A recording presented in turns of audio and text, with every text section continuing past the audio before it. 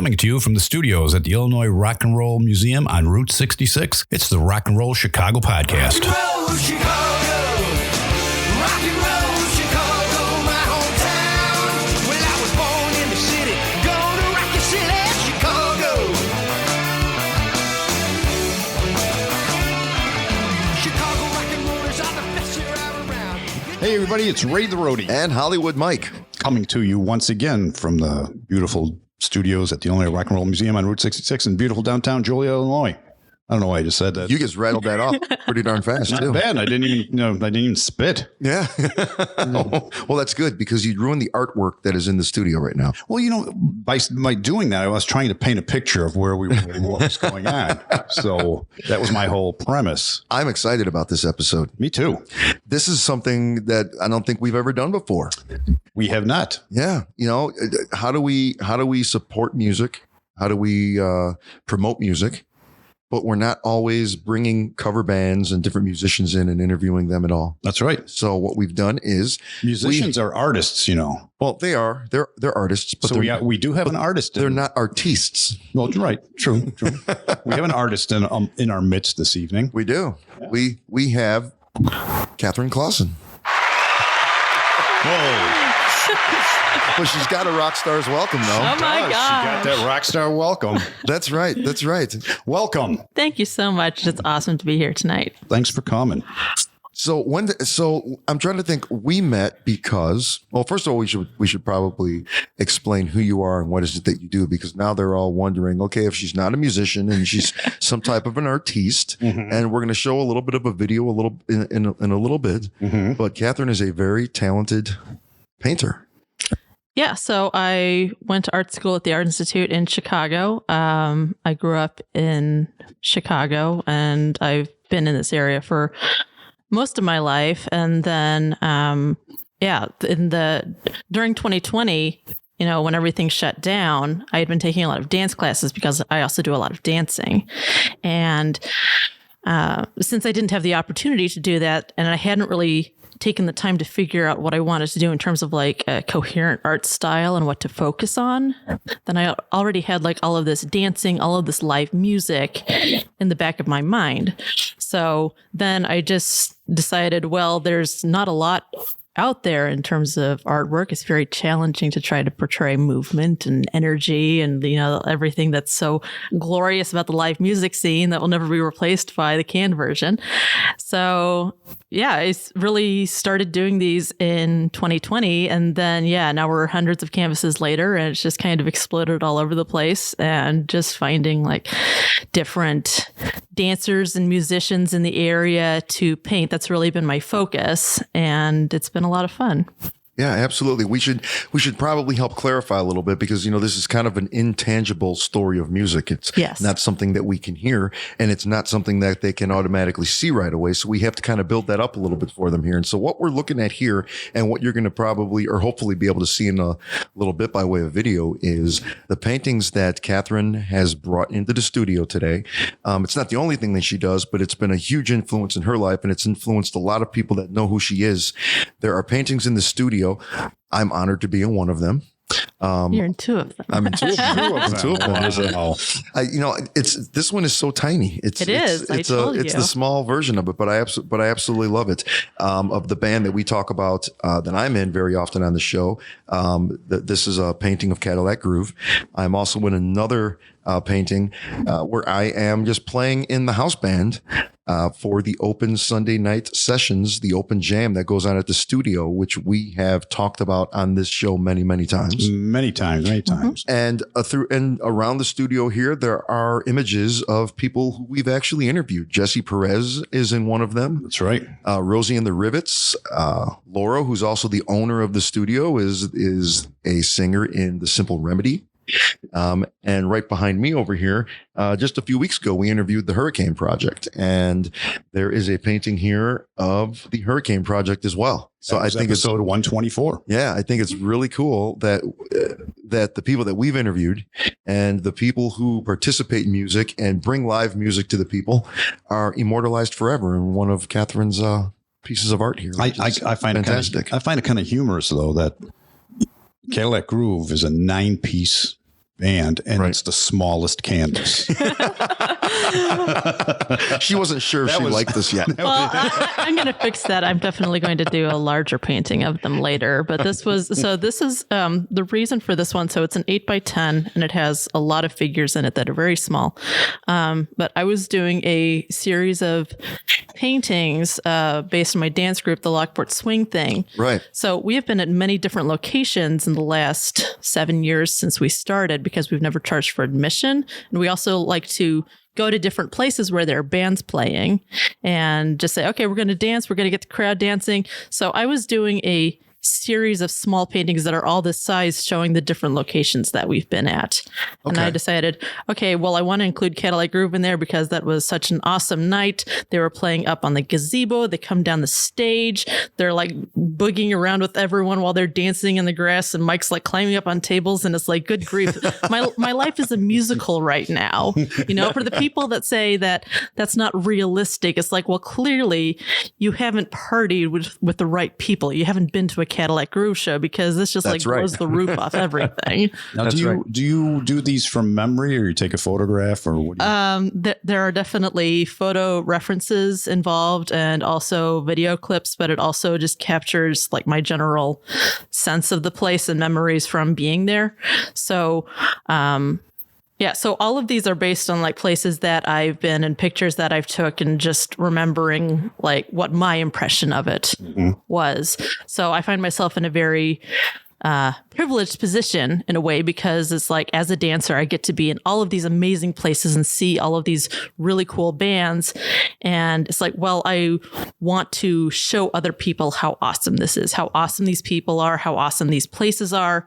And so being able to do that through my artwork is, I think, really cool. So if you say you go to the studio and you see, you're watching them up there, is this something that, okay, you get the inspiration now, you go home and you get going on that painting right away, or shortly thereafter? Or? It really depends on like how clear the image arrives in my mind. Like if it's simpler than, or like based on like one specific image, then that doesn't take very long. But for, others, like I also have this painting that I brought in of summer dance in Chicago. So that's based on a large collection of things. So it took a few months to kind of plot it out and block it out, almost as if it was a musical number, to decide where everything is going to be, because it's not just based on one simple thing. It's like, oh, I have like this half-baked idea. It might take a while to marinate. Okay. Let's do this. Okay.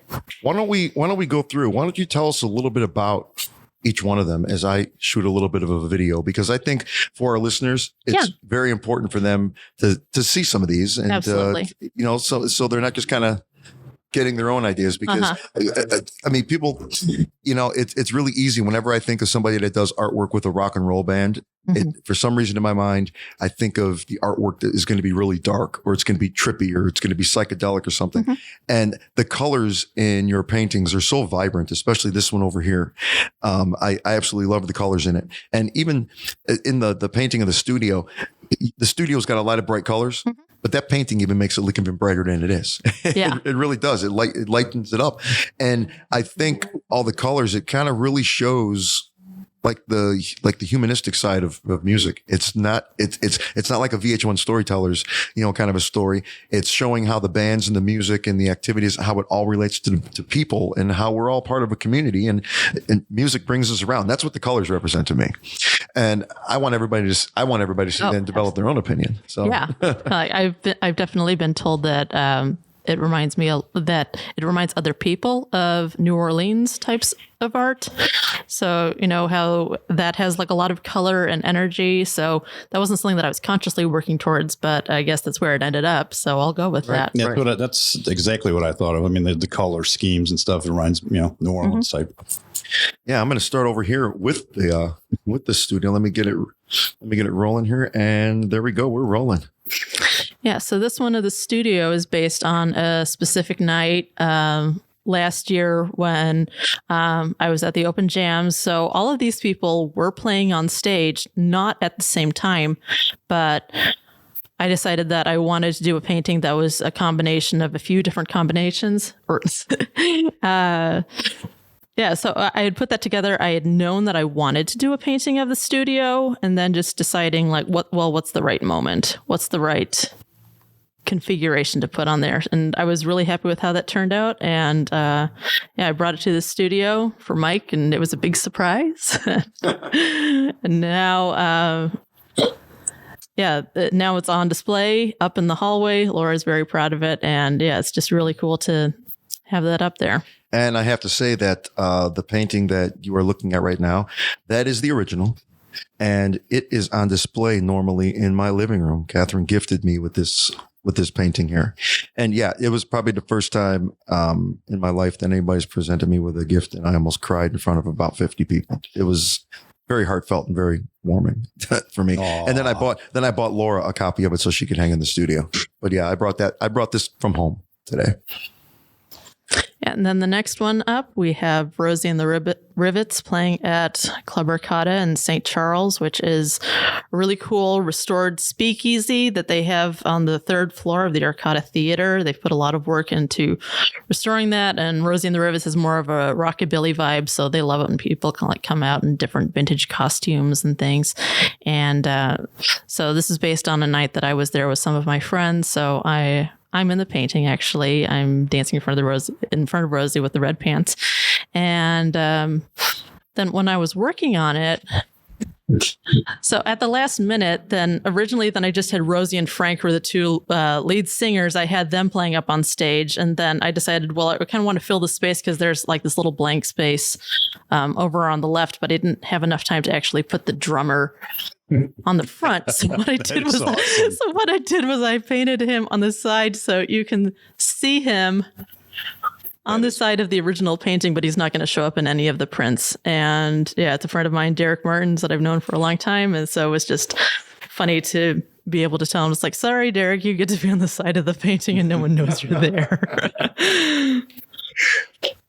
That might become something that people want to be. Yeah. They want to be on the side of the painting. Only privileged people. Yeah, they're like, no, well, I don't want other people looking at me. I just want to see it for myself. Right. It's a secret. Yeah, so this next one, so the band isn't the band that was actually playing there that night. So, but this is Chicago Summer Dance. So this is the largest outdoor dance in the country, where they have live musicians playing in Grant Park in downtown Chicago throughout the summer. Every Wednesday through Sunday, they have different types of bands, Latin, different ethnic groups, jazz, blues, and it's just this amazing, colorful, vibrant celebration of life and being in the city and being in a musical. And so I worked a lot on this one to make sure that I had it correct. I repainted the sky several times because I knew where I wanted it to end up, and it took a while to get there. And I was working on it during COVID, where it had been closed down for the last couple of years, so I couldn't actually come back while I was working on it. I mean, I could, but it wouldn't be the same. So I finished this last summer, and then a month later, then there was a band playing, so I went there with my friends, and I was just thinking in the back of my mind, okay, well, this is how I remembered it at the time. Have I really done it justice? Is it still going to be that way? Because, sometimes you come back to stuff and it's like, oh, it's not how I remembered it. It's like, okay, it's still the same. So it's just this very hopeful, uplifting, validating experience of being able to look at it and say, oh yeah, I know this place. I have captured it accurately. It's still the same. We're going to go on. We're going to get through this. And over here, the only one where I kind of said the colors were very vibrant, but this one, is a little darker, but it is so fitting because it's Al Spears and the Hurricane Project playing some fantastic blues. And it's almost fitting that there's a blue hue over everything. That's right. It just has to be. Yeah, so that one is set at Johnny Blitz's in Westmont, and Al and I had been talking for a while about wanting to do a painting of the band. And when I saw the reference photo for this one, I was like, Al, this is the one that we're going with. And the guys love it. They love seeing themselves captured. And it was definitely a unique challenge for me because usually I like to have such a huge array of colors. So just trying to figure out, okay, what can we do with very little, it's this mind-bending exercise in a way of like, well, it still has the same depth. It still has a lot of vibrancy, even though it's almost monochromatic. So that one was definitely a lot of fun to do. And I mean, I have a lot of favorites, but that's definitely one of my many, many favorites. Yeah, no, it's great. I mean, it catches the whole sense of the blues. I mean, the darkness, the blue. I mean, in the old days, you'd go to Buddy Guy's lounge or something, and it's smoky, it's dark, and I'm even seeing the smokiness in there. Yeah, yeah. So Buddy Guy's is actually a place that I want to do a painting of. So right now, what I'm doing is I'm collecting and working on a set of paintings that's going to be different bands playing at different places. So so similar to what we have here, but I want to make it into a whole series. So that's been really fun because it means that I also get to talk to the bands and say, okay, what's a place that means a lot to you? Where do you want to be? And like I was talking to one band leader and his face lit up and he's like, oh, I've never been asked to be in a painting before. Let me see. And it's really fun to see people's reactions, like when they see themselves in paintings, because a lot of these times then it's been a surprise to them. Like they don't know that I'm doing a painting of them. And or I'll usually tell them at some point, because I want to make sure that I have their permission. It's like, this is something that I'm working on. I want to make sure that you're happy with it. What I think is so cool about painting, what I think is so important about it, is it really requires a level of attention that can't really be captured in a photograph, because you're also thinking about like the essence of the person and you're spending a lot more time with it than if you were in a photograph. And I think that people recognize that when they see a painting of themselves, like it helps them to see themselves in a different way. It helps them to take themselves more seriously. And what other musicians have told me, it's like, oh, you've really captured the feeling of what it feels like to be in a jazz band. Like they feel very seen and very validated. And, being a musician can be a pretty thankless profession. So it's like, oh my gosh, someone saw me, someone cares. Yep. It just makes their week. Well, yeah, I mean, a painting does give off some sort of a feeling, more so than a photograph. I mean, you're looking at it, you're looking at the colors, I'm looking at this one over here. And I mean, I know they're standing still, but I could see them moving. I could see them, swaying to the music and, and you just get a feeling from it. A photograph doesn't do justice. Right. Plus there's the empty tip jar. Oh, it's empty? Yes. We have to be true to life. Yeah. My favorite detail in that painting right there is, if you guys can see that, is right there. There's a little glass fishbowl, and we have that out there for every open jam. And some, actually we do pretty well on occasion, but every once in a while it comes up empty, and so she put it. I just think it's great that it's empty in this painting. Oh, it's real. It captures is. the pathos of the real. blues. It's real. And then last but not least, I put this one on camera a little bit. Here's the little Cadillac Groove painting here. This is what, about an 8.5 by 11? It's 8 by 10. 8 by 10? Yeah. So it's even smaller. Great. Yeah. Yes. Nine guys in a band on the smallest canvas. Gosh, I can't even get that extra 1.5 inch. Jeez. But that's it. That's it right there. Yeah. This was the first one that I've seen, and the first one that she presented to us. That's great. I think we all have copies of it too. So very amazing. Cool. All right. We're going to stop that. So when did you start doing this? Yeah, that's what I was going to ask. Start painting in general? Well, doing these types of paintings. In 2020. But that was 2020. Okay. Yeah. Okay.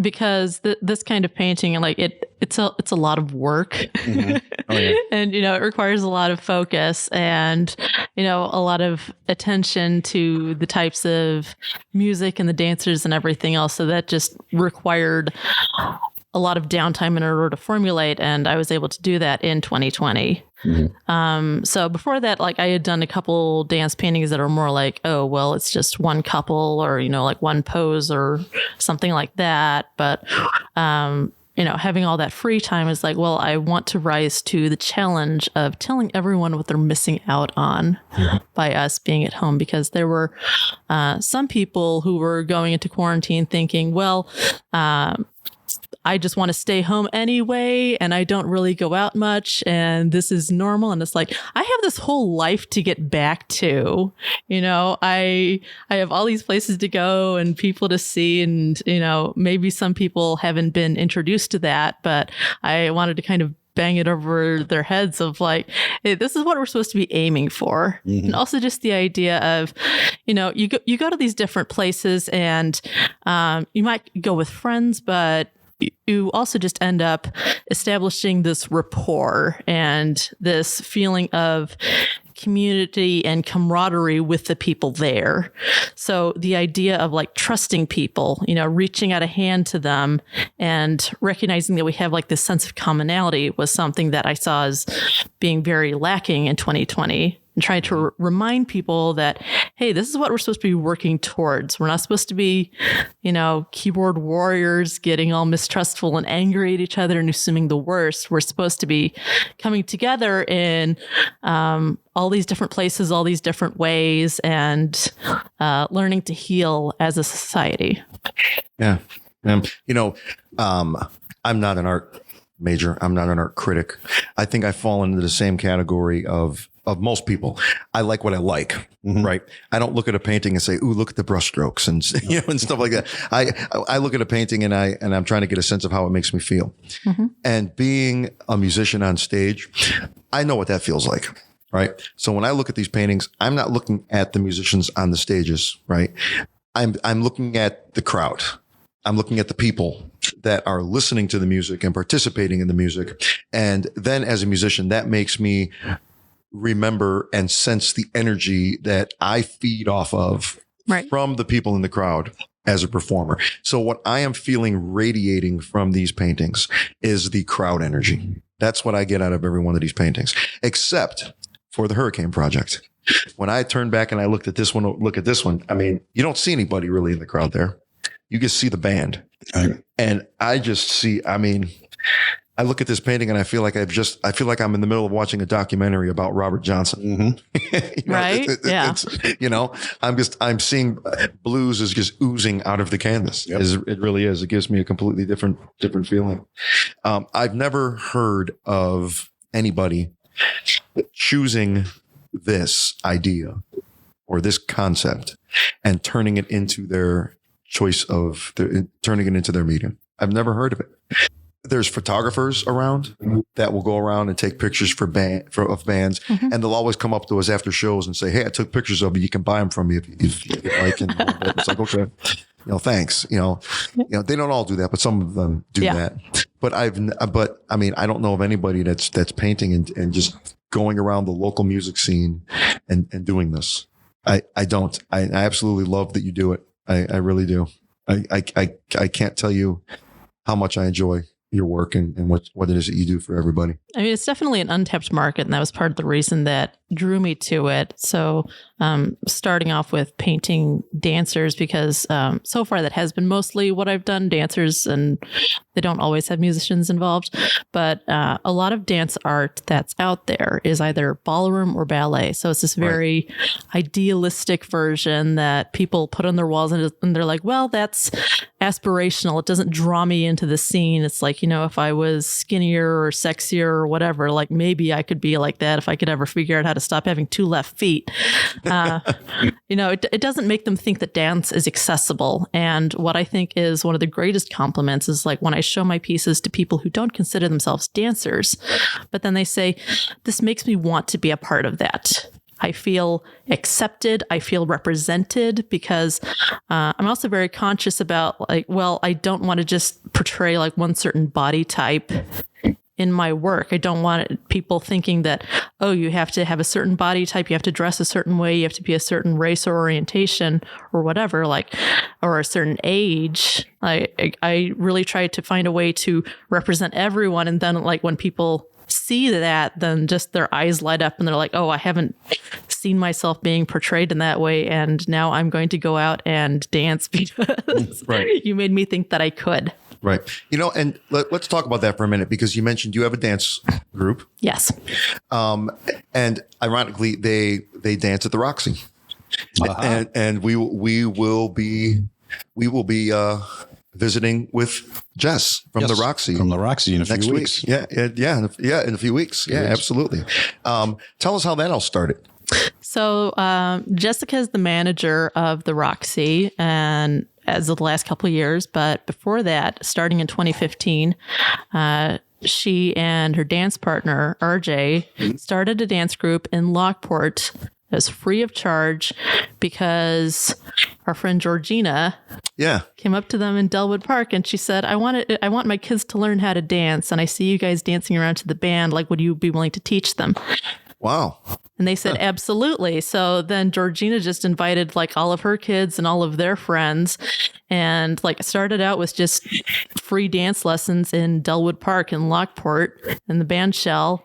And then they moved to the American Legion. We were there for a couple of years. We've been to the VFW, a lot of different places around town. And we landed at the Roxy in 2019. And we finally had like a permanent place so we could be every week. So then we started putting together like different lessons of like, okay, like we can settle down and like we get our footing under us. Cause before that we were like telling people, oh, well, we'll be this place this week. And then we're trying to figure it out after that. But, you know, being able to have a permanent place was amazing. And everyone was like, okay, we're good.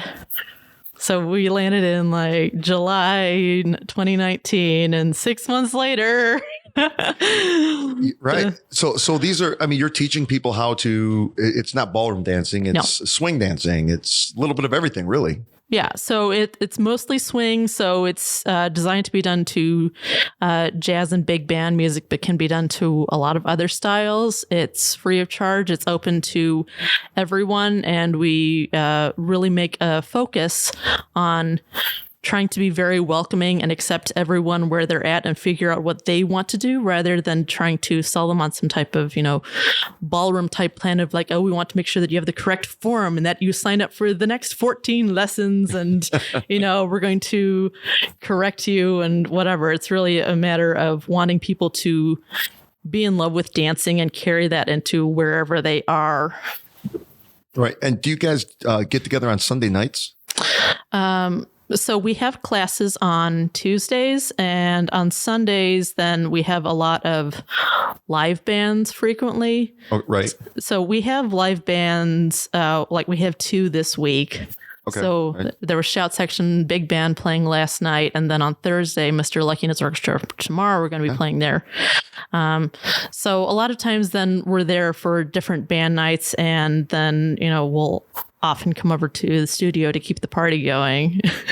Yes, exactly. And that's how I found out about the dancing, because all of a sudden tables get pushed away, the crowd splits like the parting of the Red Sea, and all of a sudden there's like 8 people in there and they're all swing dancing to the music of the people that are there for the open jam, just playing whatever comes to mind. And that's how I found out about going on down the street. Yeah, so we actually used to have dance classes, like blues dancing.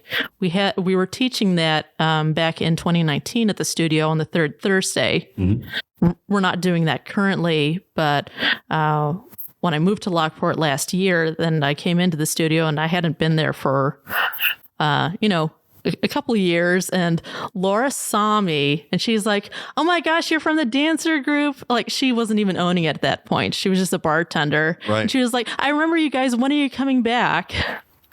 And she's always been like so incredibly welcoming and lovely. And, you know, she loves having us there. And it's like going to a relative's house and hanging out in their basement is just such an amazing atmosphere.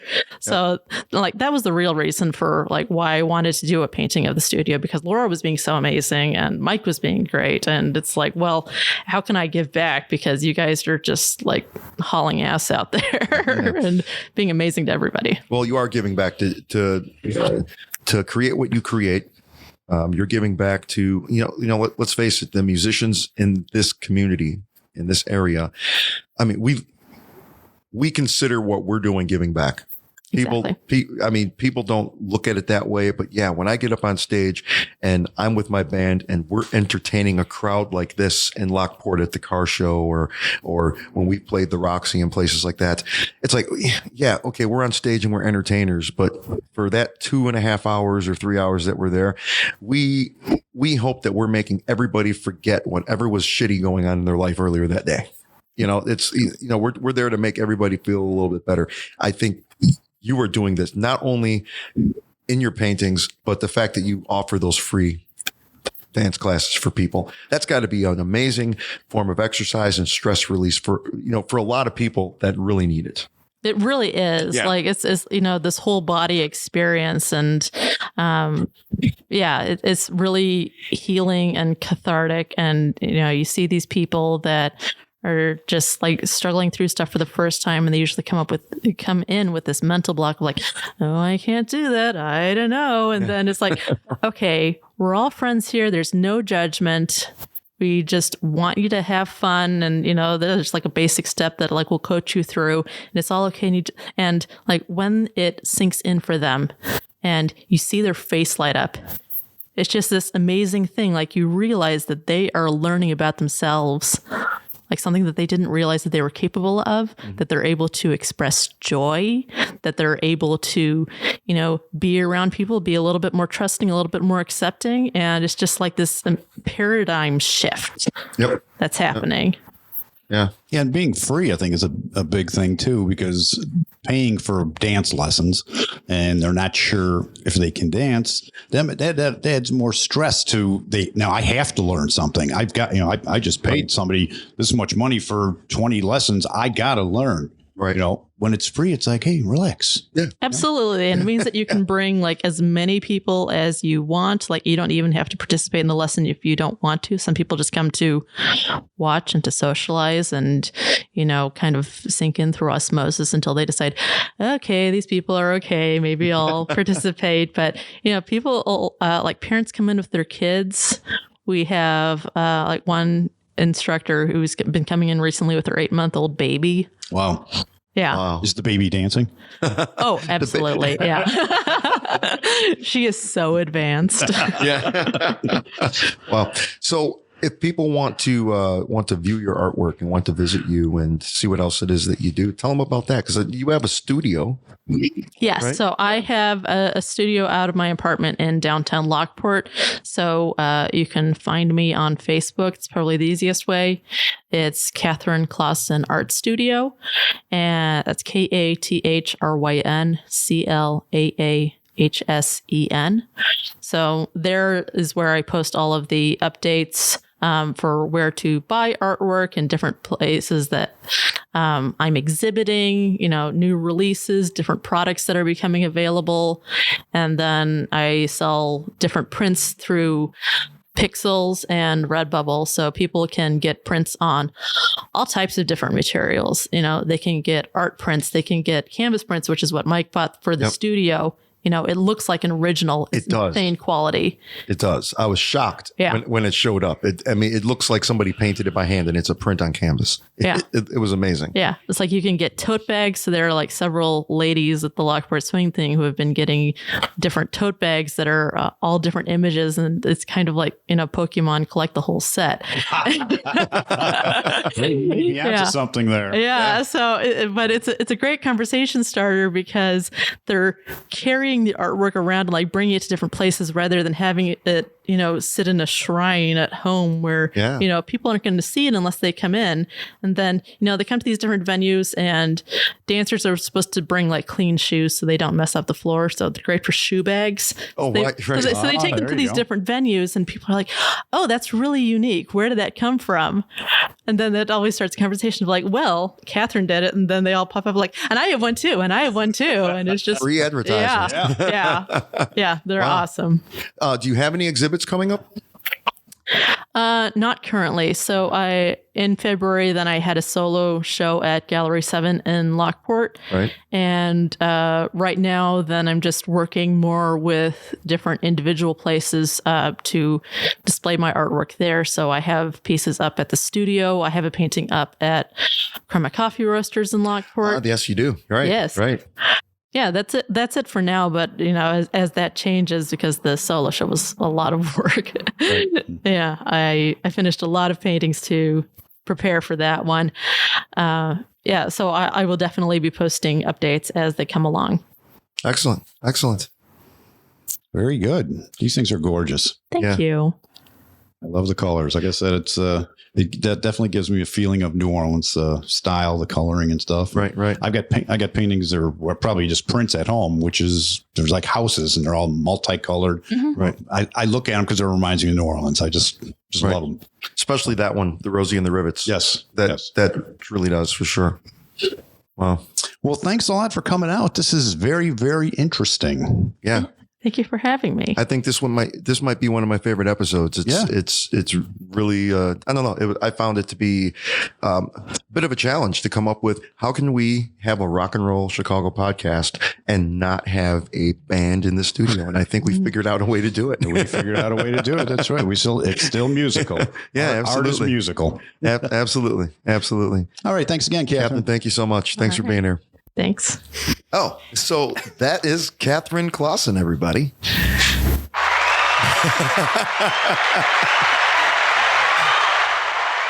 I hope the video comes out because I think people really need to see her work, and I hope they we'll figure something out. Hope they go to the website in Hobit and take a look and see what she's doing and participate in, I guess, the joy that she's creating in her artwork from music. That's right. You know, and I got a little bit of joy when you mentioned that you really like this one of the Hurricane Project, and right. and you get the sense of Robert Johnson, right? And on this day that we recorded this interview, today is Robert Johnson 112th birthday.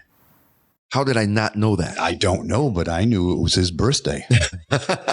Amazing. Yeah, today's his birthday. Well, everything works out for a reason. Right. That's right. So make sure you get out there and check out some of this artwork. Keep posted, check it, see if there's any shows coming up, stop by the studio. Absolutely. And you might even get to meet her in person if you do, because she's at the studio quite often. Maybe. I heard she usually buys drinks too for everybody. Yeah. Yeah, that's right. That's right before she puts them in a painting. Right. That's right. That's part of the paint. All righty then, everybody. Thanks again for listening, and we will see you next Tuesday with another exciting episode. See ya.